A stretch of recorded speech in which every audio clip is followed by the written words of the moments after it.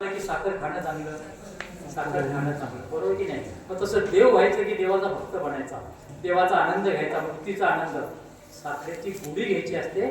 तशी परमेश्वराची जी भक्ती आहे ती परमेश्वराची भक्ती करून त्याचा असा जो नित्य आनंद आहे त्या नित्य आनंदाचा अनुभव घेणं हे खरं जीवाचं कर्तव्य आहे. साखर होऊ नका. नाहीतर लोक आता म्हणतात कथा कीर्तन बघा, आत्मा तोच परमात्मा, आम्हाला आमची परवडतात अरे आम्ही देवासारखे आहोत, आम्हाला तर काय फरक पडतो अजून. अरे काहीच नाही. परमात्मा साखर होईची की निषेध, ती साखर खायची की निषेध. साखर होऊ नका, साखरेची गुढी घ्या. तसं देव होण्यापेक्षा देवाचा जो आनंद आहे परमानंद, त्याचा कैवल्यानंद, तो कैवल्यानंद घेण्याला तुम्ही पात्र ठरा. आणि तो पात्र ठरण्यासाठी 114 दृष्टांत दिलेत, काय काय करावं लागतं जीवात्म्याने. आणि हे 114 दृष्टांताचं सूत्रपाठ, दृष्टांतपाठ किशोर असेल त्याला त्याची दृष्टांती कचवते, वर सूत्र मध्ये दृष्टांत आणि द्राष्टांती, अशा प्रकारे हा दृष्टांत पाठ तयार झाला. सिद्धांत सूत्रपाठ तयार झाला ग्रंथ. आणि मग बाकीच्या ग्रंथा वेगळा ग्रंथ, म्हणजे एकाच लीळाचरित्रातून बघा किती ग्रंथांची निर्मिती झालेली आहे. सूत्रपाठ तयार झाला, त्याच्यातून तयार काय झालं दृष्टांतपाठ. आणि म्हणून महानुभाव पंथातले जे कोणते सगळे जरी ग्रंथ असतील, असे एक नाही दोन नाही किती ग्रंथ महानुभाव पंथात 1650, 6500 6500 ग्रंथ आपल्या महानुभाव पंथामध्ये आतापर्यंत तयार झाले, अजून तयार होत आहेत. या सगळ्यांचं निमित्त, या सगळ्यांची प्रेरणा, हे सगळे ग्रंथ कुणामुळे तयार झाले? लीळाचरित्रामुळे.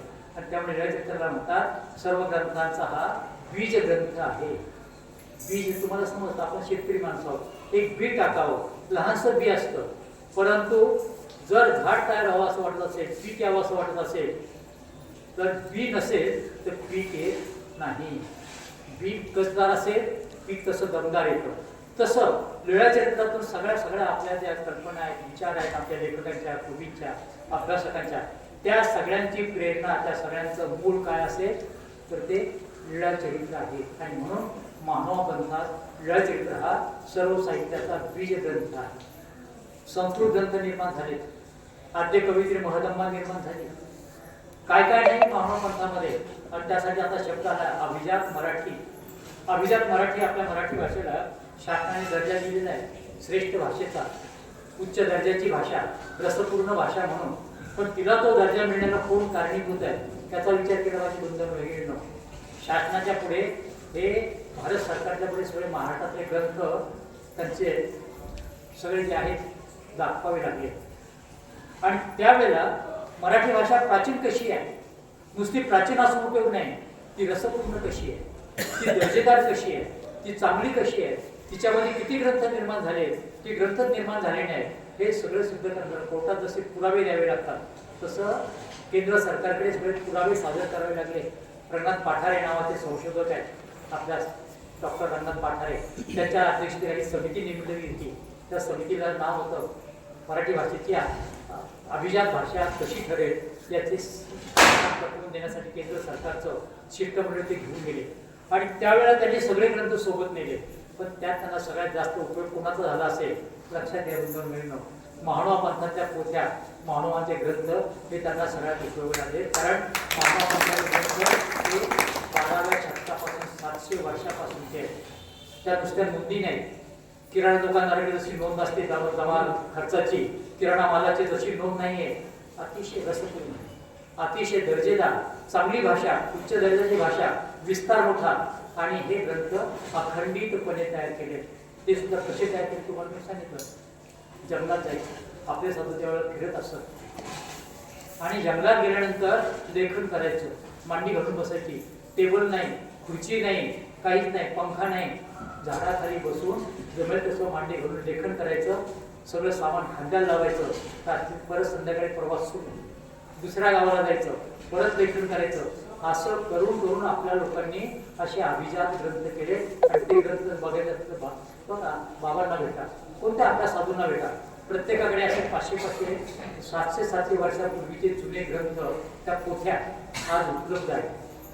वृद्धीपूरला तुम्ही जाता, आनंद आहे. वृद्धीपूरचे स्थानवंदन करता, स्थानवंदन करताना 3 दिवस लागतात, कमीत कमी 4 दिवस लागतात. परंतु वृद्धीपूरमध्ये असलेलं गोपीनाथ ग्रंथ संग्रहालय किती जणांनी बघितलं? वृद्धिपूरमध्ये गेलेल्या, आता माझ्या हा प्रश्न आहे, बघितलं नाही बघितलं? आणि ह्या ज्या पोथ्या मी सांगतोय तुम्हाला, या पोथ्यांचा संग्रह वृद्धिपूरला गोपीनाथ ग्रंथ संग्रहालयामध्ये आबाधित ठेवण्यात आलेला आहे. परदेशातले लोक येतात, त्या ग्रंथाचं संशोधन करतात.